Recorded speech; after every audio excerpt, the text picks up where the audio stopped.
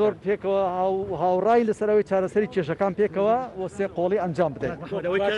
ئێستا گرنگە موچە و بجێ چۆن باستان لێ وەک دوی هێزی یەک لەو خاڵە هەرە سەرێکیەکان بوو کە لە بیداەوە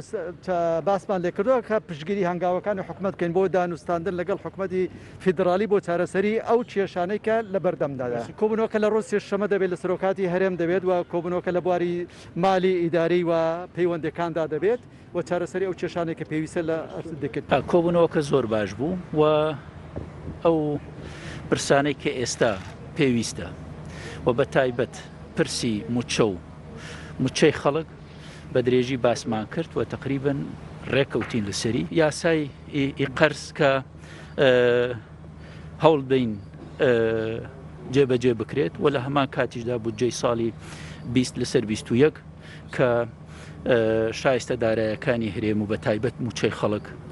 تیا جێگای خۆی بکاتەوە ئەمە بە وەفدێکی هاوبەش لە کۆبوونەوەی سێقۆڵی باس ئەکرێت و وەفدێکی هاوبەش و بێگومان لەگەڵ لایەنە سیاسیەکانی تریش ئێمە هەوڵمانداوە و پێشنیارمان کرد کە لایەنە سیاسیەکانی تریش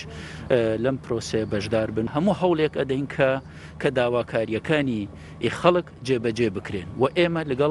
لەگەڵ داواکاریە ڕەوایەکانی خەڵکین لەگەڵ داواکاریەکان بە تایبەت موچەی خەڵک ئەمە یەکێکە لە خاڵە سەرەکیەکانی ئێمە کە داوا ئەکەین و ئەمڕۆ وابزانم ئەنی ئەمڕۆ وەفدێکی یەکێتی بەرو بەغداش ڕێکەوتم لەسەر دوو ئاست کارەکەین هەم